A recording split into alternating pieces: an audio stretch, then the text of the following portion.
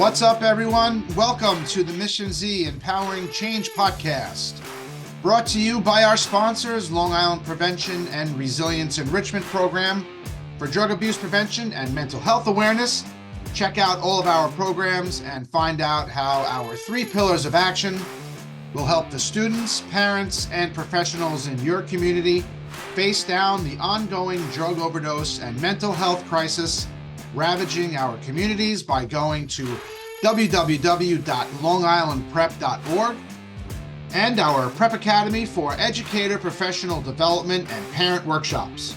Our new digital courses delve into the ongoing issues our kids face today, including mental health awareness and drug abuse prevention strategies for teachers in the classroom and parents at home.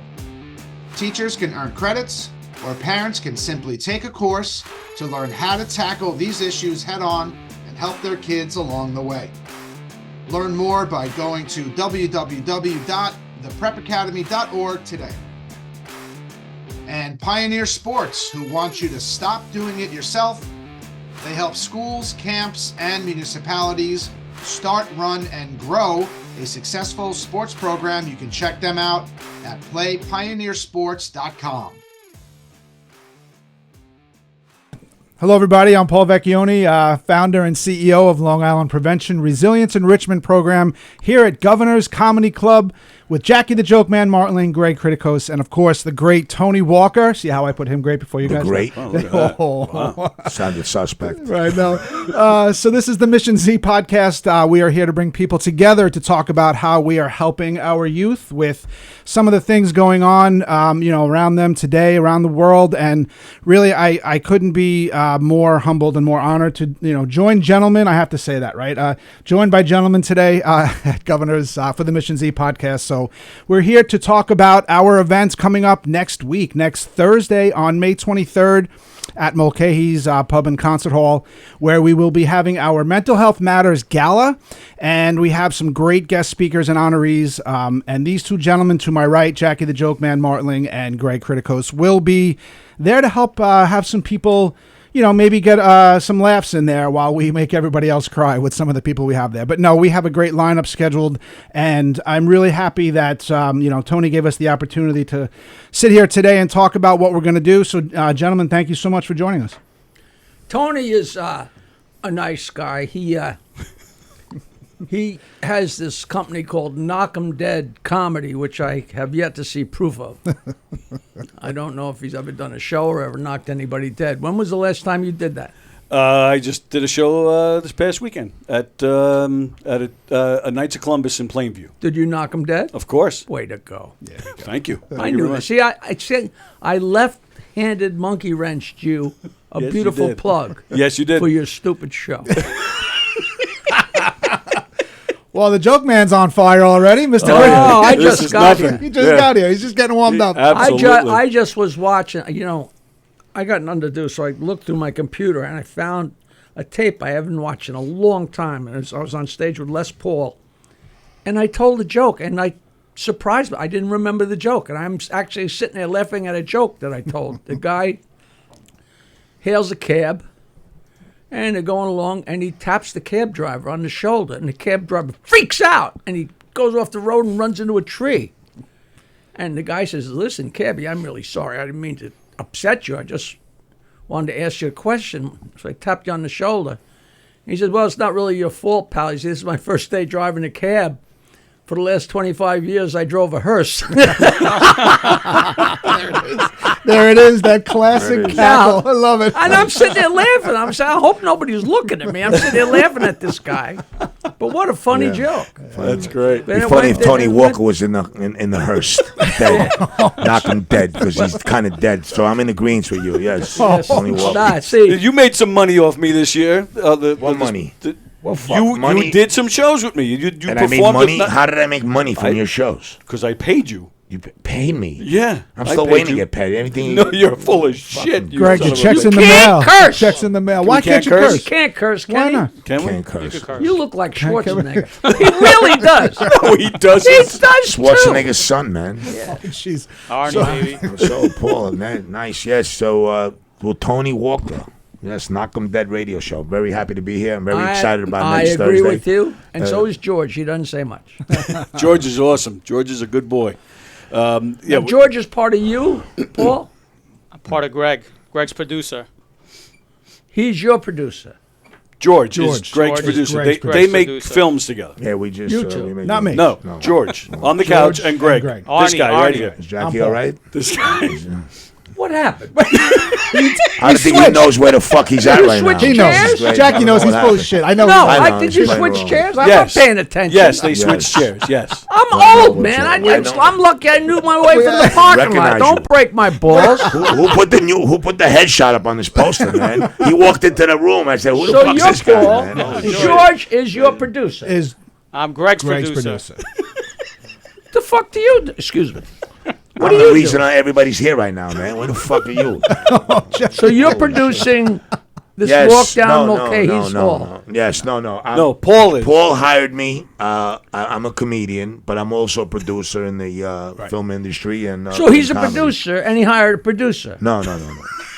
You're doing good, man. I like the way you're tying up the I'm comedy. trying to follow. Okay, but you got to be quiet for a You second used so we to can look like explain to you what the Arnold fuck we're Schwarzenegger. doing here. Am I allowed to curse on the show, It's man? him that looks like Arnold Schwarzenegger. we can. That's I listen. was curse? sitting there. All yeah. good. Yeah. All right. So, good. Paul, Today, I'm if very you were happy live to be on the here. air, Tony, you can Yeah. take his picture and So put it very up there and excited, ask man. people if they agree. Yeah, but we're not live. But Yeah, so We're they not live. forget This is a that. tape, so we're going to edit out. You're All going to good. edit And- everybody and- out. Please edit the beginning So of the you show got out. the idea for this show, Right, I'm okay. And you hired Greg. Correct. And George is Greg's producer. So now we're all square here. George and So I you work hired together. George. No. I hired Greg. And Greg came with it. Correct. No, Greg is part of our show, and George is Greg's producer. who's on first? I don't know how George became my producer, but yes. if you're, Oh, is that what if it you're, is? it's your show and you hire a comic, why do you need a producer? That's not my producer. Okay. That's not my producer, Jackie. What are you doing in the show, George? Nothing. He just Well, came with I'm me. not producing the show. You guys He's are just on hanging together. out. Are you going to make him He's buy a hanging ticket? out. George's Yeah, producer George has to buy a chauffeur. ticket. George's producer / chauffeur. There you go. That's Oh, what it is. okay. Awesome. All right. But George and I have produced some productions, and we just recently produced a pilot called The Connie Show. But anyway, we're here to talk called what? about a pilot, television pilot called The Connie Show, about an angry pizza guy with anger management issues. With Connie, The Connie Show. KCO. C and then Y. It came out really great, I actually. actually Connie- saw the trailer. Who's Con- Yeah. is that Saw the Connie a trailer? person? Yes, Awesome. yes. Connie is. I play Connie. I play the pizza guy. You're Connie. Yes. And you're a pissed off pizza guy, Yes. which is redundant. Yes. That's right. That's so true. Especially if I had customers like you walking into the store. Don't Greg, be you're angry at me. fucking This up. is how I roll. Let's, so why you're- wasn't I in this rolling movie? sideways. Why? Why wasn't I in this movie? Because you don't have a producer producing you. I don't know. I don't know George. what- George is the producer, right, George? I got you. Next one. Next Yes. one. There you go, Jackie. Thanks, episode Arnold. 2. Thanks, Arnold. So why don't we just go? Yes, let's talk about the Let's night start- of inspiration. That's all good. We which can I'm really, start from the top. Yes. Yeah, we can start from the top. So Greg, Yes. you and I met last Yes. fall on Yes. a whim. It was Yes. a totally random meeting. Why don't we talk about that for a second? Then we can kind of go into what it's become now. Right, I was at a gym. Despina, the girl that actually she has Yeah, a she's gym. on the Connie and- show. Yeah, and she invited me down. She wanted me to do the cold plunge, that fucking ice thing. In the ice, yeah. I'm like, are you kidding me? It's bad enough my testicles are shrunk already. I'm gonna this walk is this in ice in thing. the like the Long Island Sound or in the cold pool in the workout place. In a workout place. Anyway, and Paul was there, and he said to me, I had no idea, but he knows I do some motivational speaking. I'm sober 13 years. I'm in sobriety, you know. I was, alcohol, crack, the whole 9 yards. I was the fattest crackhead in New York City at one point. Congratulations. Thank you. Yes, very excited. I knew a guy who I said, have a "I'll sh- show I have you a- a I real have- true drug addict. There's a guy that can do an 8-ball and then eat a pizza." Oh, jeez. Yes, there you go. I That eat doesn't- fucking pizza, but if you want to take a hit of blast of crack, I got some with me too. jeez. Look like you could use It's got to be bad by now. 13 That's years. okay. Don't worry about it, man. I got a brand new stem for you, man. Okay, I could use So it. anyway, so yes, I met him and he said he's doing a show. I didn't at this point. He wasn't even on, right? Jackie was not part of it, on. yeah, correct. Anyway, and I was like, So okay. you met him in the cold pool. No, we were at the gym where he's saying this woman wanted him to come and jump in the. She wanted to in see the his ice cock bath. all Yeah, shook, I guess right? So it had to be, but you know what? Greg and I just got to talking, and he was telling me about his story. And it, to me, it was a fascinating story to come from where you were in the throes of addiction. situation to be able to then rise up and not only overcome it, but use it as your springboard, really, as to where you are today, right, Greg? Yeah, yes, absolutely. Congratulations, doing and I thank you. sincerely mean Doing that. a lot of Awesome. sobriety shows, a lot of sober comedy, a lot of motivational speaking with all that. And when you contacted me about hosting the show, I was really excited. Definitely knocking out, mental illness. There's a lot of people that are sick and suffering with this disease, alcohol, drugs, the whole 9 yards. And it all comes together with the mental illness. So bringing joy and laughter at this event and helping and pushing out the message about mental illness, I'm very So happy this and kind of honored was like to a be on personal, you felt a little like a personal connection to this because of your... Absolutely, yeah, no doubt about it, and having and meeting Paul and all the work he's done towards this whole event and all that, and everybody coming out and supporting is truly priceless, and I'm really grateful to be here. And we're very grateful to have you because just hearing your story and hearing how you use your talent now to kind of help other people and bring people out of the darkness, to me is truly inspiring, which is why we wanted to have you on the ticket. Thank you. So and then comes Mr. Martling to my right here. Yeah, I just passed 23 on Cinco de Mayo. Oh, nice. I mean, that's 3 years. and- But I still smoke pot. Excellent. So people say, "Oh, you're not sober." But You're fuck not. you, I'm sober. I'm my version. If somebody had told me 23 years ago I wasn't going to have a drink for 23 days, I would have told them they were out of their minds. You know the story. Yeah, I know that, but I'm boom, drug free, boom, one foot in front of the all other, that shit.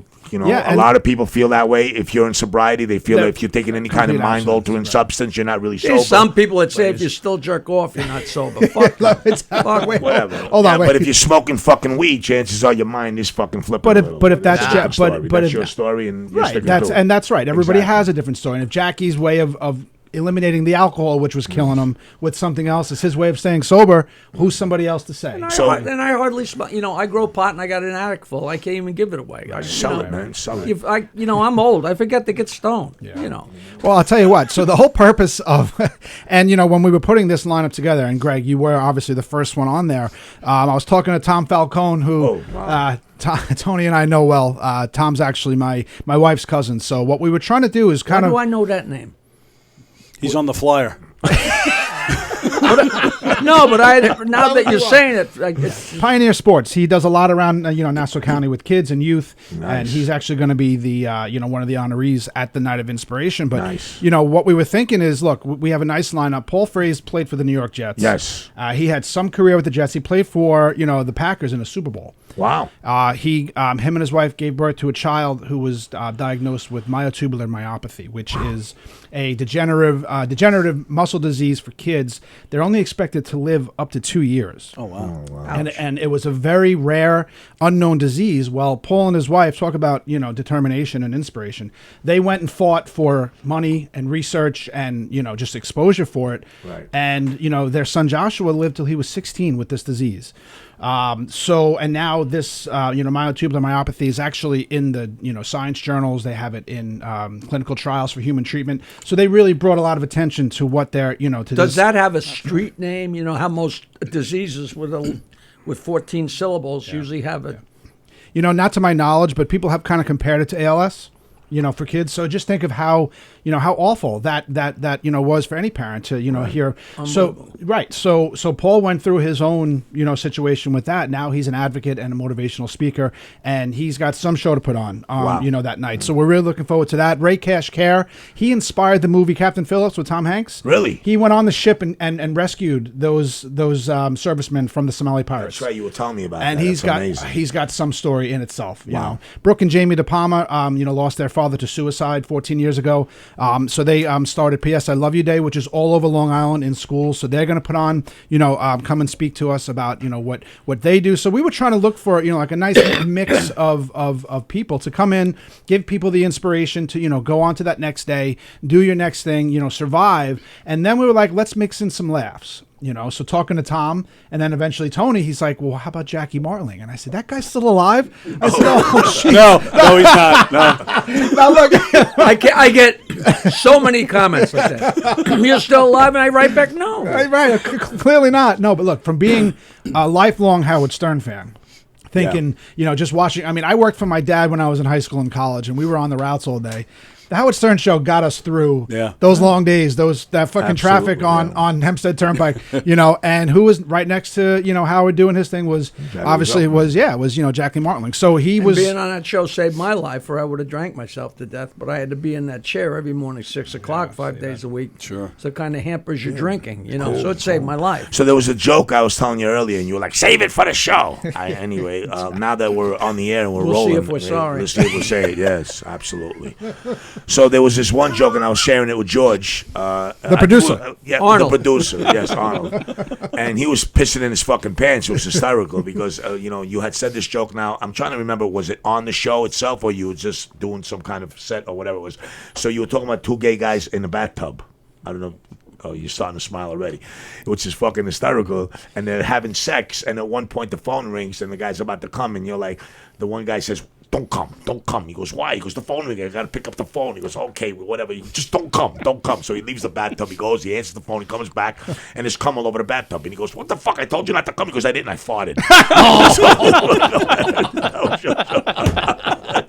Amazing. You like the way I delivered it? I delivered it fucking perfect. I took your joke and I made it There's fucking no better. cum in the bathtub. They were in a shower. So the cum was all over the walls. Oh, okay. Fucking moron. All right. Oh, fuck yourself. I like the bathtub version. It wasn't even your joke. Anyway. It's actually a great That joke. is a great And joke. you can't tell that joke anymore. But Bathtubs get are both. rising up. Yeah, people just don't like bathtub jokes anymore, especially anything sticking on the wall in the shower. Bathtubs matter. Don't I come. was telling Don't come. I George, think that was. and George was dying laughing. He's like, "Holy shit, it was was a funny fucking joke. hysterical." That is very I haven't funny. laughed like that in a while. He was crying. He But was laughing. I'll in tell you tears. what, I contacted It Jackie. was the shower. Now I remember. The other version of that was the three gay guys in a hot tub, and a condom floats up. Right. And one guy says, "Who farted?" Which is Who farted? it's all disgusting. See what you started. But Jackie, Now, but, you know, they're going to get up and talk about how their kid should have died, but he lasted 16 years, and these people, their father committed suicide. Okay, so there's these two fags in the shower. It doesn't work. With a condom floating down the It river. doesn't right? work. but Jackie, if you I remember, will walk around and talk to every single person. I'll tell every single person 10 jokes. But I'm not going to stand up there and say, I know that everybody's had people die and that are really No. suffering, but let's yuck it up. But if you remember when we spoke about it, that's what I said, listen, it's going to be a crowd, but the Mulcahy's crowd, Right. they're going to come down and see Jackie the joke, man. they Irish? Which Are they is Irish? crazy. That, maybe, And what I guess, now?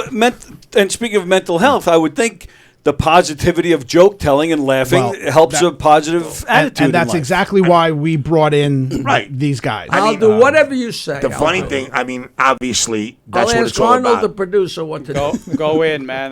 Go in. He wanted to talk to you about Howard too later on down the road. Yeah, the he's not politically too happy. correct stuff is gone, Jackie. Go be yourself, man. You know, Seinfeld fucked up. Did you see that? The college thing. Seinfeld was on. Now, I don't know enough details, so sometimes you hear a story and you say, I don't want to know the details because it's too good and it could wreck the story. But, you're doing a podcast like this. It's one thing when you're live on the radio, you forget what you're doing. And you Right. say something, oh, my wife is such a pain in my fucking, and oh, Jesus Christ, But doing a podcast, you're hanging out with guys, so I don't know. I didn't listen to it, but Seinfeld was on with Dana Carvey and David Spade, who I guess have a spectacular podcast. I couldn't see how they couldn't because they're just so brilliant, both of them. Yep. And Bounce, I can't believe I didn't listen to it. So Seinfeld is going everywhere promoting this movie of his. I'm surprised if we walk out the store, he might be standing there saying, "Hey, did you see my movie?" So they're talking, and I guess it came up in conversation, something about Howard and Seinfeld said, well, his show, he kind of started this whole thing. It was like a podcast, but now, he's outflanked. Basically, the gist of what he said is everybody's funnier than him because he's not funny, which he isn't. He's brilliant, Right. and what he does is brilliant. So I'm reading this article, and it was in one of the Twitter or something. So it was one of those things where there's X amount of article. And then it had been long enough that there was a postscript where Jerry had called into the magazine or something and said, hey, I just want to say I did not mean Obviously, Jerry must have come off that podcast, and his, Got a and his phone producer call. must have said, Yeah, "Are you out of your fucking mind? Right, He's what are got you 20 doing? million people listening to me. All you need is him to sandbag your movie, you asshole. Yeah. Oh, Howie, I think you're the greatest, blah, blah, blah." And I thought, well, maybe that's just my imagination. Then I saw Peter Bales the other day. He said, "You hear the whole thing with Seinfeld and Howard?" And I said, "What are you talking about?" And it was like the headline of every fucking newspaper, or the entertainment section of every news. So I don't know what the gist of it was, but it's so funny, Well, and it's like being on, and you're talking, my girlfriend gives such a rotten blowjob. Oh, Jesus. And every person she knows calls, Yep. Well, what I was going to say is then we contacted Jackie, and Jackie couldn't have been first of all, he was very accessible. He always made a point to that. If my fans reach out and they want, I People will, ask me if I'm retired. I say yes, and then they answer the phone. I take every gig. and that's I'm sure basically you that. do, And right? I'll tell you what, I exchanged phone numbers with him, and we text back and he's telling me jokes over the freaking text Did I give you messages. my right phone number first time? You did. Oh, really? You did. Yeah, you did. So anyway, we worked it That's out a feat for in itself. Fucked up. For you That's what he's guys trying to to come say. on. You made a mistake. When you're old, Shit, I gave him a right number. And I'm looking forward to just seeing how Jackie dictates that kind of crowd and that kind of, because Oh, yes. we purposely, and Greg, you too, because we brought the comedy part of it, because just like you said, the mental health aspect Right. with that comic relief to some people is their lifeline, and when they have the opportunity to take their mind off of some of the things that are going on in their in their That's what lives. the event is for. You to- want to bring people together, and now, if I'm correct, I mean, you're raising money with this production, right? I mean, we are, event, yeah, right? and I mean, really, just exposure. We want to get the word out there that Yeah. mental health and substance abuse and addiction are rampant. They're everywhere. I don't care. and getting worse. And getting worse. Every And second. where you are, who you are, you can think of somebody. And I'm lucky. Neither myself or anybody in my immediate family is impacted. But I'll tell you what, it goes right to the next. Somebody outside of a family member, it's right there. I was just on a show recently called The Imploded from California. The guy contacted me and he heard about my story and all that, and with the crack addiction, the alcoholism, and all that. And the guy was great. And George even heard the story because he sent it Good to guy. me. George downloaded the whole 9 yards. I don't want to mention names already. And I get a text from his brother. It turns out that the host of the show committed suicide. Right. Wow. Saw you my were that post. bad? You know what I'm saying? And it was like, holy shit. Like, it blew my fucking mind that, because people are like shells. On the outside, they're funny. On the inside, you don't know what the hell's going on. You know what I mean? No idea. And that's exactly the point. The sad That's how clown. mental illness takes and attacks people. I mean- it tells you don't speak to anybody. Right. Don't call anybody. You're worthless. You're not a funny comedian anymore. You're too old. Anyway. And the drugs that's do what the happens. whole And thing. you're still getting fucking high. But Yeah. anyway. But no, the but I'll tell you reality what, of it. like if you look at Robin Williams and you look at Robin Williams' quotes, he'd tell you all the time, people don't know what you're going through. And he was probably one of the funniest people on the planet for a very long time. And he ended up, Now, one of his quotes, supposedly on social media, people are looking at it and they're saying it wasn't his quote. The famous quote about sometimes being alone is not as bad as being around people that make you feel Feel alone. like alone, right. Now on social media, there's all these people stepping up saying it wasn't his quote and all that. I'd grown up looking at him, his picture on the quote saying that. I identify with that because when you're in your head, obviously, the disease, it doesn't matter how many people are around you. You know what I'm saying, Tony? Sure. Because you're isolated inside your head, and that's what this disease does, man. absolutely. And the comedian part of it, especially with you guys, I mean, everybody has a story behind who they are and why they are. Yeah. And look, I mean, Jackie, you left Howard Stern, right? You said it yourself, the experience you had with the alcohol, with that, with I guess you were going through some personal issues, at the time with your wife. I'll tell you, it's the whole thing with that is I spent 15 years of my life getting up at 4:30 in the morning. Now, before that show, when I joined the show, before that show went to mornings, I had gotten up that early twice in my entire life, Wow. and it just flips Yeah, it your levels life, you, and yeah. it is just it couldn't be more of a heaven and hell because we just went right to the moon. Yeah. And every second of it was fantastic. And every time I sat down in that seat with a cup of coffee, it couldn't have been more pleasurable. But the rest of your life was so tough. And people are like, oh, weep, weep, weep, you have millions of dollars. You have no idea what lack of sleep does. And it was so hard and not getting along with your wife and drinking too much, blah, blah, blah. And it was, you get stuck. You get stuck in a rut. little cove. And you just, you have to break out of it. And, it's very odd. But I will never know how big a problem I had as a drunk. I really don't know. Right. Because I got to work on time and blah blah blah. I never got up and Functioning this is funny. alcoholic. You My were buddy's functioning. my buddy's mother was an alcohol counselor for 40 years, and she said to me at one point, Jackie, I never talked to you about your drinking. And I said, well, I never found out like how bad a problem I had or didn't have, because how do you know? I said I never woke up in the morning and needed a shot of vodka. I never drank when Nancy and I are sitting around watching Law and Order, and I never got a couple beers and watched a Yankee game. And I look at her and she's smiling.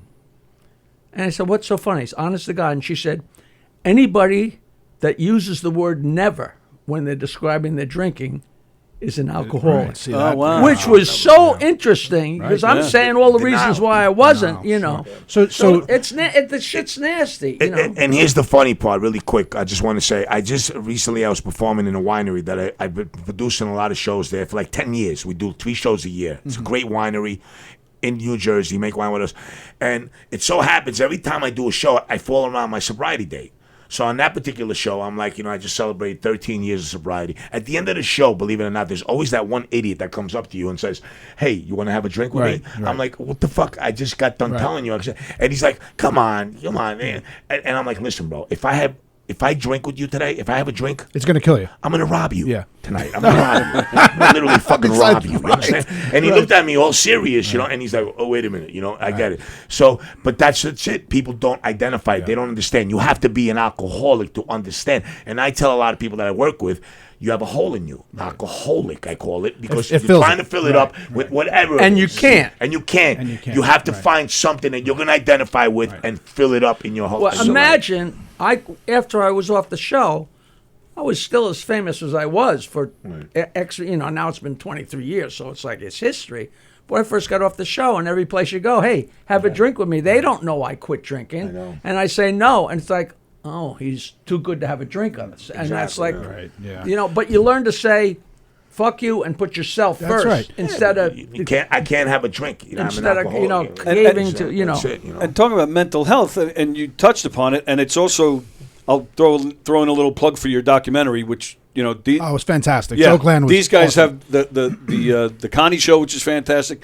You have the Scarred Angels also. Scarred is Angels? coming out now. So Okay. we're excited. and you have the Joke Man, the documentary of your story, which It's is finally- fantastic. we have Paul Vaccione over here. It's finally on That's right. Amazon Prime again. There you so go. Finally. But you touch upon it quickly in the documentary and you touched upon it quickly just now. You were on top of the world with the show and money and whatnot, but you can't put a price tag on that stuff. You were still drinking and you were. It's in hard trouble. to believe.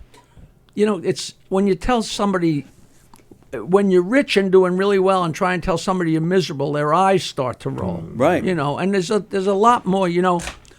I remember I was broke for so long, and it was funny because my ex-wife Nancy would, when we started doing well, I would look at my wallet and see $100 bills and be like, God damn, look at that.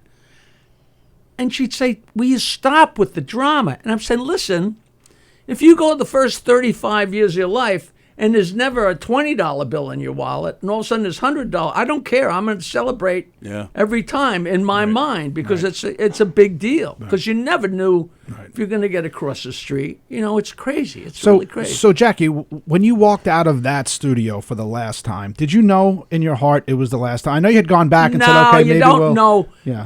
I didn't know. Yeah. I really thought they were going to come across with the money because I didn't ask for Yeah. an insane amount. Yeah. But there's all kinds of things that played in. But I had walked out 3, maybe 4, but I know at least 3 other times where I had left, and Sure. it was all right. and I was Yeah. done, and to the point where Nancy was thrilled Yeah. because we had our lives back. I said I'm off the show, like she was planning trips and because you couldn't do anything. Sure. And then it was Howard called up on Monday because it had been Columbus Day, but they had gone to work, and he called up and said, hey, I need you. And I came down and said, hey, they're going to meet my money. And instead of her going, wow, that's great, she was like, oh, fuck. Right, because she know. now is used to you not being on the show. Yeah, so when you finally left, right, and now it's okay, maybe I'll come back, but then you weren't going to come back. I mean, you know what? It bothered me your role on that show for so long, and Howard fans will say it from the start about your role, keeping Howard, in jokes and with your notes and stuff. And when you did your documentary, none of them bothered to come on. I mean, I had heard you say that they all said no, and I mean, to me, any kind of gratitude from that whole. I mean, listen, I don't know them at all. No, but, I mean, come on. It's me telling my story. But they're a And major he's not part of going your to sit story, there and Jackie. rubber stamp the story, and they're in line like Nazis, not in a bad way. They're team players, and I totally understood that going in. I didn't even think twice about it. I mean, of course, he asked them all to be in it. Right. Fred responded, I'd love to be in it, but I can't be. You know that, and I do know that. Are you still friendly with them? Yeah, I'm not friendly. Like if you ask Howard, are you and Jackie still friends? I'm sure he'd say yes. If people say, are you still friends with Howard? I mean, it's I 20 haven't years spoken ago to now. him in gazillion years, so it's not like an animosity. But it's not, we used to say hello on happy birthday. Sure. But I don't even know if that's happened the last couple of years. And And you don't know that because you're so old you just forget? Is that what you mean? What are we talking about? Right. He's trying to be funny right now. I tried. Yeah. But I'll just shut up. it was, I went back on like one time in like 2012. I don't really remember exactly, but it was great fun, and it ended, and I kind of knew it was going to end, But when you walk out, you don't know. Sure. It was funny. I wound up in a movie because I was off the show because they wouldn't give me money, and this is so long ago. And Nancy was in a movie, and she told the guy making the movie, "Hey, my boyfriend, was that her husband yet? I must have been her husband by then. My husband's Jackie the Joke Man, and he's not doing anything." So I wound up being in a movie. It was a horrible movie, but it was Was that with the hot dog? me. No, this is me and Otto and George and Jim Florentine and the girl that used to be on Z100 and Frank Gorshin. I mean, all these fucking people in this terrible movie. It was great, great fun. And then they called me up and I went back to work. Yeah. So Greg, tell us about your moment when it was time to, put everything behind you and move on. I know a lot of people have that rock bottom moment, but I think I remember you saying it was a kind of a culmination of things, right? There was,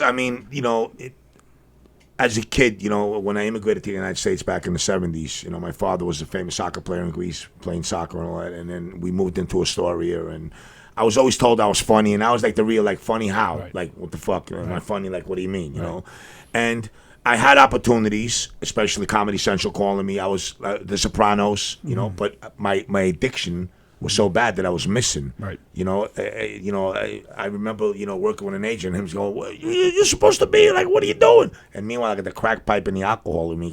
So you're working as a comic, but missing some shows. When I first came up, I had opportunities to be on shows and all that. I had an agent calling me, doing all types of things. Anyway, what I'm trying to get An agent as a comic or an agent for acting? Yeah, acting, all that. But he also thought I was a comedian. I was funny and the whole 9 yards. It wasn't until I got sober that I started doing my comedy and all that. Then I started writing. I wrote Charlie Boy with Sean Young, Kelly LeBrock, Burt Young, God bless his soul, Burt and Young. he was great. He was amazing. When we were on set, whatever. And he used to talk to me and tell me, Greg, you're sober. And I was like, yeah, Burt, And Burt was always like on set when we were shooting Charlie Boy. He's like, let me get a little, He was a true alcoholic. He liked his Burt, drink, He was such and a he used to character. tell me, he Good said, guy, to me, so tell me, Greg, how's sobriety for you? I'm like, well, it's working, Right. So I had reached that bottom for me. Yeah. I don't know what other people's bottoms is, but my bottom was a very dark bottom. At the end, I was 385 pounds, drinking, smoking crack. Wow. All that stuff, Couldn't get into any kind of pants. Depression was really in on me, the whole 9 yards. And then, my best friend came and saved me. He said to me, Greg, he goes, I'd rather kill you myself than watch you kill yourself slowly. But it was there. It was always there. I was just stuck in this mud, man. I couldn't get out of it. Right. So it took this person to come and grab me See that? and take me. And then from there, I spent 7 days in detox, East Rockaway, St. John's, had me on Librium. I was broken mentally, emotionally, financially. Everything was all at the bottom, Then from there, my journey started. 3.5 months, I'm alumni to Phoenix House. 3.5 months I spent in rehabilitation and all that, get back. And then from there, I had an opportunity to start living my dream, which was writing, comedies, doing stand-up, the whole 9 yards. But I think in order for me to where I have reached in my career right now, I think it was a plus for me to hit that low note, that depression, whatever, hitting that rock bottom. And it gives me gratitude the whole 9 yards. And that's a great way to put it, stuck in the mud. Stuck in the mud is very descriptive. And I work on it, and I talk about it. Right. I talk about getting chased Right. by a fat white cop in Queensbridge. And we're like two of us are like two fat white cotton balls running through the projects, and people, they're looking at us, what I'm saying? And people laugh because people love to laugh at others. Sure. Tragedies. Misfortune, That's yeah. what comedy's all about. No doubt. When you talk about your bottom, people laugh. Yeah. That's what it's all about. But if I can make somebody laugh and be happy and help them in a way that you are, Right. you and I have had this talk, it's priceless, and that's why I'm so happy to be part of this. And we're extremely happy to have you both. I mean, both you guys. To me, I just can't wait to see how you're gonna use what you know with the comedy to bring that crowd Well, up. Jackie wasn't sure if we were supposed to do comedy that night. He was like, "What's going on? Yeah, here? well, What are we I gonna mean, do? Like, am I supposed to?" What did we say? 20 minutes, Jack? Yeah, 20, 25, whatever. I mean, listen, you do you. I know it's going to be awesome. I feel like the star power we have on that flyer, between the comics, between you guys, a guy played in the Super Bowl, Ray Cash KRC. I mean, he's a big time guy, and you got to hear him speak. He's unbelievable. So just having, I think the first one is always like a little sticky, and then when people see what it's all about, I think we'll have more exposure than obviously this first one. And one thing I've learned, When you say first one, you mean the first one up on the stage? No, or I mean on the platform. First the event? whole event. Oh, Yeah, all right. Yeah. So. right? So yeah, we haven't spoke about the format yet. You said you're going to talk. I will. to me. I'll get you to You're run a gonna show. Tell me exactly and what's what. it's really going to be. I think we'll have you just moving the show along. Yeah. We'll give you the sponsors to Absolutely, to I mention. need all I'll that. get that to you this weekend. Cool. All right. Yeah, whatever it is. Yeah, definitely. No doubt about it. I'm promoting it. It's a great cause. It's great. What I'm saying? And knocking mental illness. That's what I've been saying on social media about knocking mental illness out. Because there are a lot of people, that are sick and suffering with this. And I'll tell you what, the stigma. That's what we're. I mean, people are. People say to me, "Are you having trouble getting people to the event?" I said, "Yeah, because there's still that stigma around it, and that it augments what we're trying to do. We're trying to break through that and say, hey, listen." This is something that everyone endures. Everyone has a family member who's got either addiction problems, like I was saying before, mental health problems. So why don't we stop sweeping it under? I mean, you guys come from a different generation when that's exactly what it was. I mean, if you had mental health issues, you were considered crazy and an outcast of society. That's got to change because people are experiencing these things every day. Kids especially. I mean, being a teacher in with kids. I mean, I don't know if you guys would recognize some of the problems some of these kids have. It's really detrimental, and it's really something in my opinion for the future. It's frightening to read about.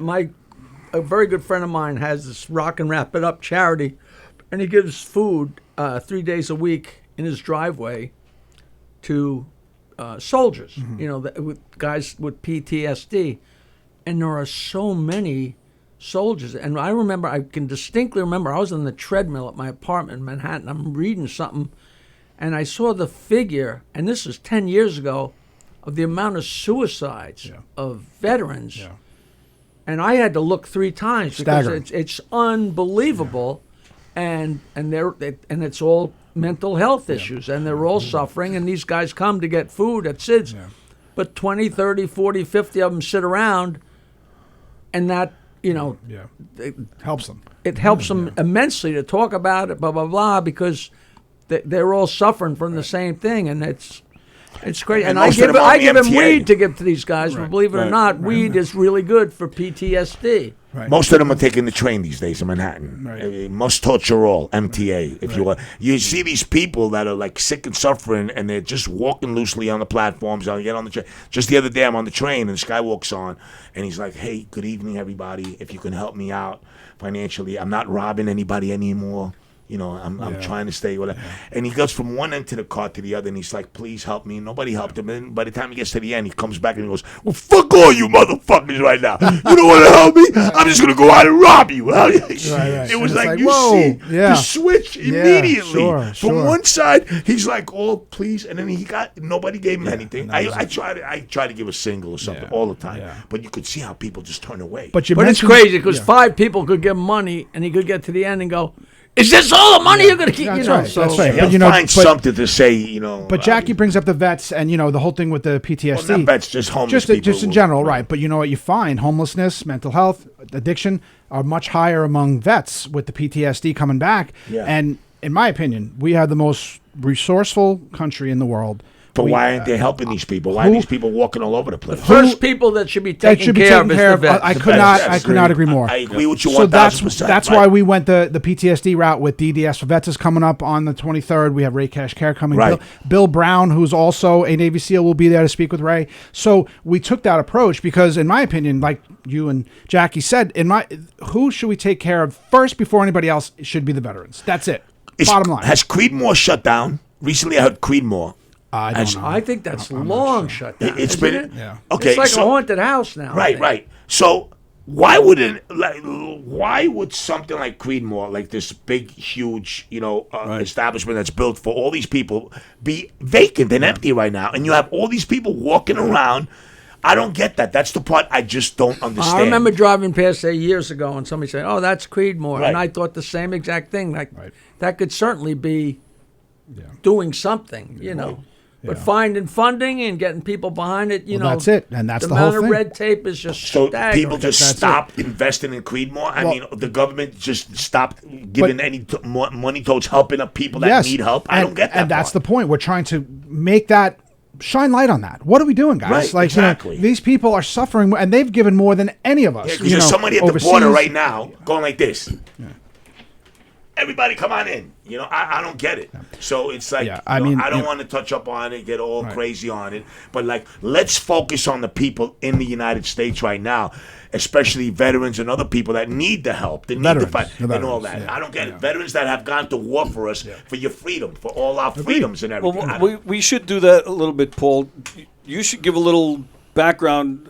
Where this, what the fundraisers. Well, we know what the fundraisers for, but Long Island Prep in particular, like we're here talking about the whole thing. Yeah. So and Say a couple times what that stands for. Yes, I know. It's PREP. PREP. It's Prevention and Resilience Enrichment Program. Now I know it's a long, elongated, annoying name. I get it. When I was creating it, nobody told me, "Hey, A, you shouldn't put a location on it because it's Long Island Prep, right?" Okay. And B, it's just too long. It's just so every time I'm on the phone with somebody doing something, it's like prevention, resilience, but let me tell you, just being an educator, for 20 some odd years. Being in the classroom, dealing with, kids 14, 16, 15, 16 years old, seeing what they're experiencing. I mean, I've lost former students. Students have lost parents to both addiction and suicide. Right. So while I can't come at it from a mental health perspective in that I'm not a psychologist, I'm not a social worker, I'm not, I have to say flat out, I don't provide any mental health services. What I provide is education, information, awareness. So when we get people talking about it and people informed about it, and parents know what to look out for, teachers and parents are speaking about what's happening with this child, the likelihood of intervention and getting that child on the right track is so much better. So why can't we make sure those gaps are filled, and we make sure the parents know what's going on, the teachers know what's going on, and when there's a child in crisis, we have a system to help them down the right path? Because guess what? You guys both struggled with some form of addiction. You know how difficult it is to overcome addiction when you're there. We want to make sure kids 13, 14, and 15 years old never get there. So when those red flags are raised at 13, 14, 15 years old, we want to set them straight so that they never go down the path of addiction, because a lot of people don't come out of it. You guys are lucky. You really are. But there's a lot to it, because you have to have parents that want to get involved and want to spend the time, which is that's hard. A lot of the problem, they're not paying attention. That's right. I grew up in a dysfunctional family. My mom was hit by a drunk driver when she was 42 years old. As a result of that accident, they amputated her leg and changed all of our lives. Well, there's immediately. nothing wrong with that. Oh no! Yes. You had to hit on Tony the one Walker. leg. Really? What the? That was my punchline. I'm starting to get to that fucking leg, you I swear to mental God, bastard, right away, making it about you all of a sudden. It's not about you right now. in high school, we're playing at this horrible little bar in Suffolk, me and my partner, just the two of us playing our guitars. There's a little one storefront thing, and there's nobody in the place. There's one guy sitting at the bar, and the bartender said, "Well, you guys, if you want to get paid, you better play." So And it's a really thin bar. So here's the bar. You can almost reach out and touch the stool. And we're here on stage. And my partner, we were terrible. And my partner had his stock lines that he would say, like I thought I heard somebody applauding, but it was just somebody in the back slapping their head to keep awake. Those saver jokes. Sure. Which I just would cringe every time, but I always laughed every time. So we get done with, and there's one guy sitting at the bar. I swear I can see him. He's sitting at the bar, and we get done with the song, and my partner goes, "Let's hear it for the one-legged tap dancer." And this fucking guy turned, and he only had one arm.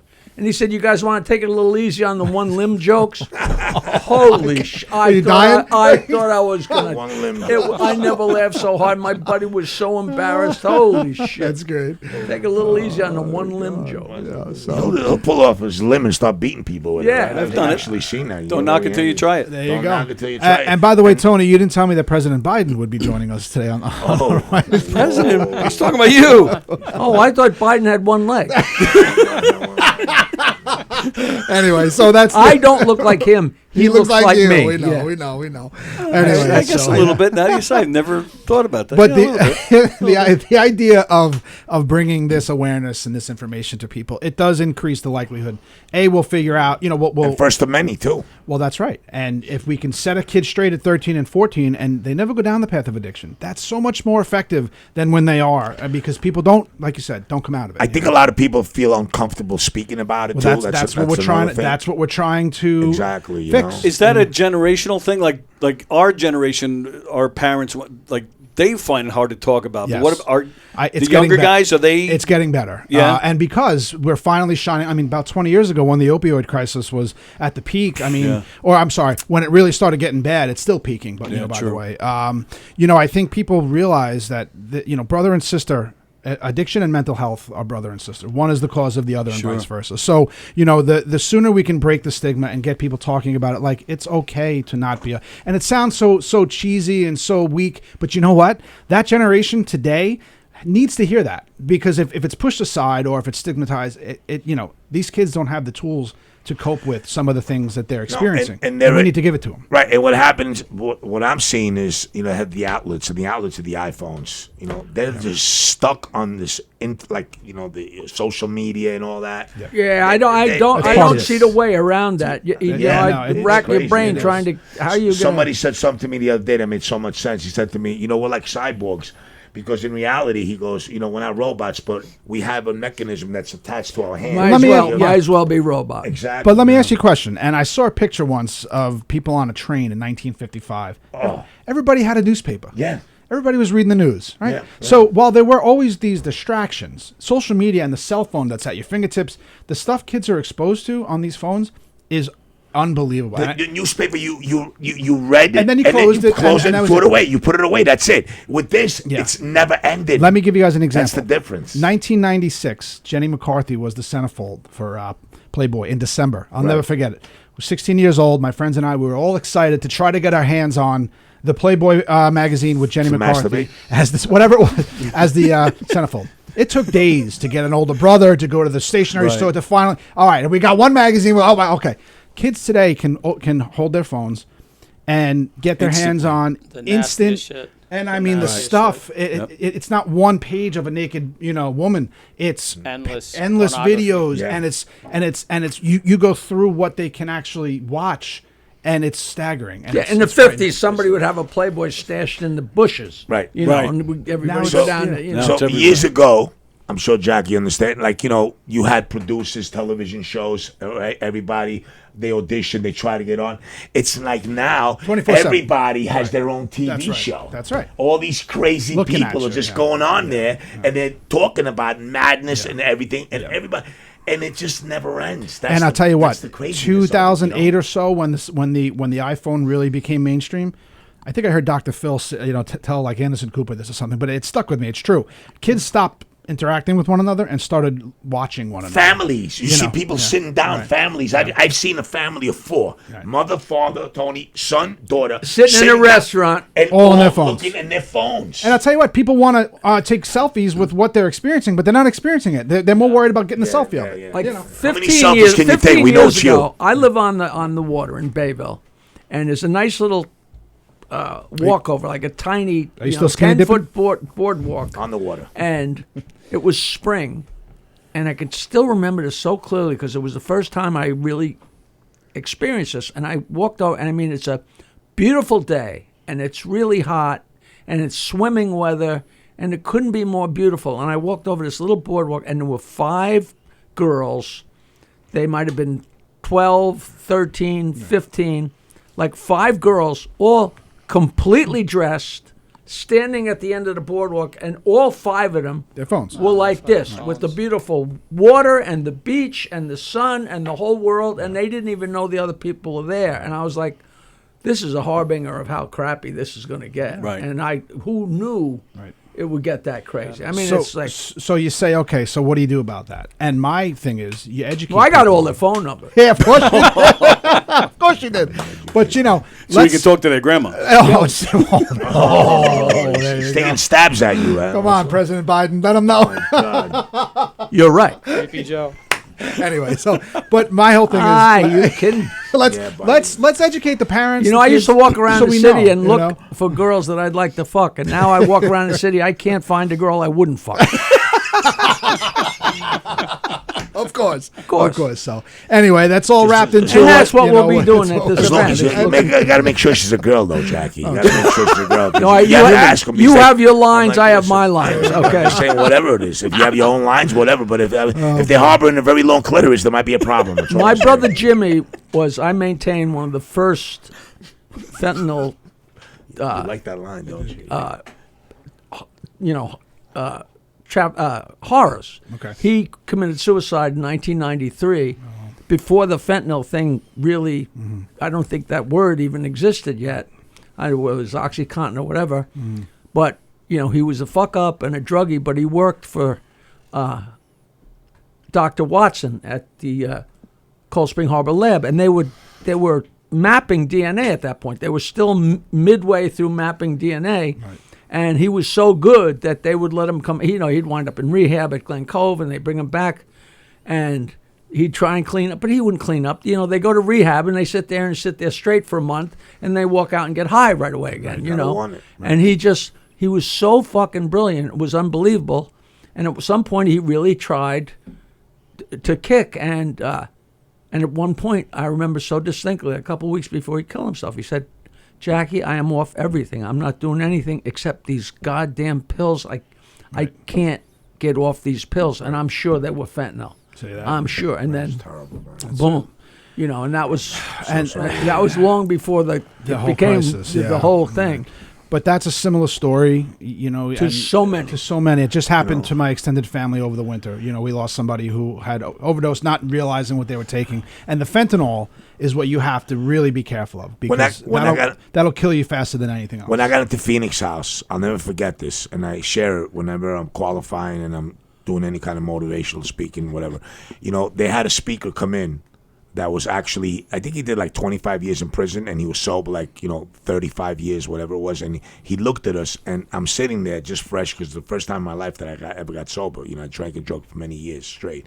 And when you take the alcohol away, you just left with you and your disease. And it's like crazy. It was insane. And the smoke cleared, and here I am. And he walked over, and I'm sitting in the front, and it was all new to me, holding hands, talking and all this shit, sharing. I never shared nothing. I came from a home that we keep your mouth shut. Don't even talk about whatever. And he looked at us, and he said, half of you are not going to make it. See that? And I didn't know what he was talking about. And I caught a resentment. I'm like, why the fuck's this guy saying that? And he repeated himself. He came back, and now that I do, Cornerstone, I speak at Cornerstone once a month. I have a commitment over there, and I talk about alcohol and drug addiction. I tell them that all the time. Half of you, and then he was right. Wow. The guys that I was in, Half of them were gone. half of them are gone. More than half. Right. They're dead. They're not there. And But it also gives you a little bit of resolve, like, well fuck you. I made it. I'm not. Right. I'm going to make it. That's a wake-up call, yeah. And I mean, like, you're right. I understand that, but at the same time, it's like, listen. I've said it to myself, and my friend George even knows it. Hitting rock bottom, Jackie, was the best thing that ever happened to me. Oh, yeah, because yeah. it wasn't 6 feet under. Right. But I had to be willing. Sure. So I tell people 3 frogs on a log. One decided to jump. How many are left? They're quick to say 2, and I say no, 3. He decided, but he never took action. See that? That's the difference. That's awesome. That's what it's all about. And you guys are in this, this industry with, whether it's radio, Hollywood, drugs, the whole, and I mean it's rampant. Jackie, You're in well, my situation was the Stern Show saved my life because I had to be there in that chair at 6 o'clock in the morning, not drunk ever. Right. Maybe hungover from a really late comedy night or whatever. But I was always in that chair. But once I was off the show, it was crazy because an idle mind is the devil's workshop. And I was a free man. And I'm drinking. And I went away to Memphis for this guy's wedding. And we had a great time. And I'm drinking. And then it dawned on me, because usually I wouldn't start drinking until 5 o'clock, 6 o'clock in the afternoon. And I said, I can't spend the rest of my life waiting for it to be 5 o'clock. The only way to combat this is to have it never be 5 o'clock. So I just stopped because I had to. I don't know whether that's hitting bottom or just realizing you can't. The car is aimed at a brick wall. You came to your bottom. Right. You came to your bottom. Did you ever miss it, Jackie? Because you drank, like you said, up until that moment, you were drunk. Well, for the first 6 or 7 years, I used to sneak a bottle of tequila. Is that right? No, I never went back. Just to kill her. I was at a party one New Year's Eve. I have no idea why I was in Madison, Wisconsin or something. I have no idea. I must have been hired for something. And not on purpose, I was standing there and was a girl with incredible cleavage. And some guy poured his glass of champagne down her cleavage. And without even thinking, I stuck my face in the cleavage and licked it. Oh, my God. Not for the booze, but to be Right. my stupid self. Right. And I was like, whoa, because when you've been sober, you when taste that it. alcohol goes to every cell in your body's like, party's on, let's go. I was like, holy shit, you know. And You realize how easy it is to trigger, And you talk about the guy who took your seat at the Stern Show, and Artie Lang, and I had to bring him up because Artie Lang, to me, there was 2 eras in the Howard Stern Show. It was Jackie, and then it was Artie, and they were different eras, and they were great for their different reasons. But when you saw what happened to him, and the fact that I know Artie's kind of laying low now, and it's really great to know that he's still around, because Artie is, I know you know him personally, Jackie, but he's a sweetheart. He's, it's somebody that you root for every day. He's such a good guy. He agreed to be in the documentary. The documentary is called Joke Man, and it's really good. And he agreed to be in it. But Ian Carr, the producer, never got it together. It's a trick finding somebody who's going to be in it, and you got to get there and coordinate. And the amount of people he got was pretty amazing. And he never got to Artie. And then Artie, screwed up and got beat up by the mafia, and then he was in hospital, and then he's in rehab and all that.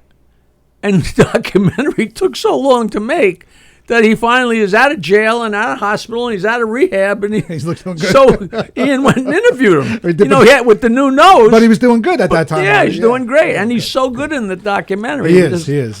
But that was like the good news of the thing taking so freaking long to put together, Absolutely. But he's a really delightful and really talented character. But talent.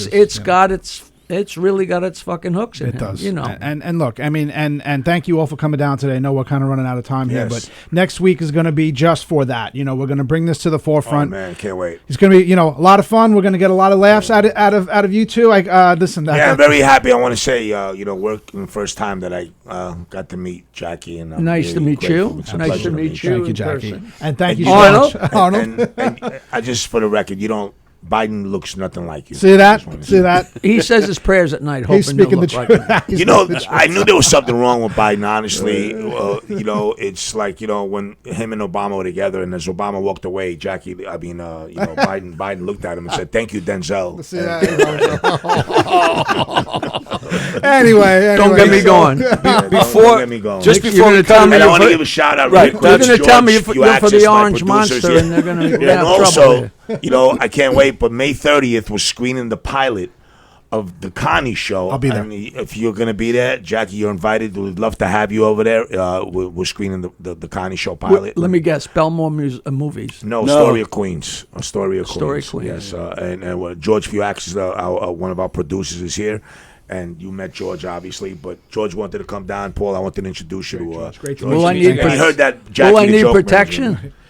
Yes, a giant condom. I'll That's pick what you it up, is. Jackie. My one of my best friends, Peter, is a crazy Greek man, and he takes me into those Astoria places. restaurants in Astoria. There's that like that one main street. Yeah, Broadway, 30th Avenue. I don't know. But ammonia is. I make them about- blindfold me because I never want to find my way back. There you go. That's all right. And you know what? There'll be plenty of women over there with small cleavages There that you you go. can lick There some you go. ouzo off. Right. You know, No you know champagne what for the ouzo joke man. Yeah, But I'll Paul, be there. thank you for having me, man. It's an honor to be part of the show. And you it's an know. honor to have you guys part. Both of you. Thank you Glad to so be much. aboard. Glad to be aboard. Thank you. Just Jackie. just letting them promote other things. The comedy, the Connie show. Do you have You're in any? the Connie show. Tony Walker. Yes, I'm Tony's gonna be Now there? the Connie You know, I'm show. going. That's Yes, it. he's in the Now Connie what show. is The it? next one. It's I fucking booked this guy because he's the guy that brings the cheese. Right, there you Don't go. fuss, call Gus. That was his name when Oh, I so started you guys are the writing. Angry it. Pizza Man, So, that's yes. right. So it'd be an honor to have you guys there. I would love So Thank this you. is a TV show. Yes, it's a pilot for a television show. We're screening it in Astoria because we shot it in Astoria.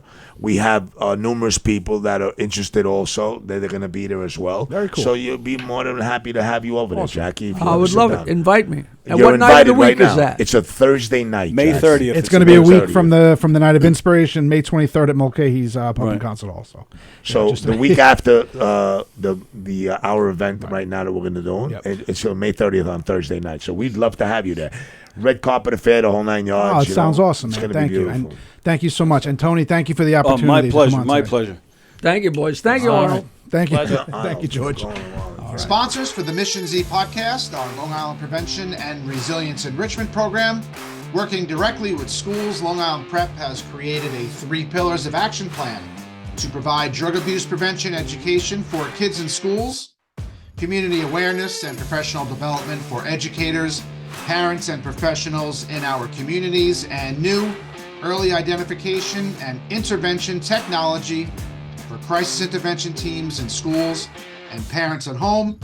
Learn more about Long Island Prep and the 3 pillars of action by visiting our website, www.longislandprep.org, and of course, our Prep Academy for educator professional development and parent workshops. Our new digital courses delve into the ongoing issues our kids are facing today. Teachers can earn credits, or parents can simply take a course to learn how to tackle these issues head on and help their kids along the way. Learn more by going to www.theprepacademy.org today. Pioneer Sports, who want you to stop doing it yourself. They help schools, camps, and municipalities start, run, and grow a successful sports program. You can check them out at playpioneersports.com.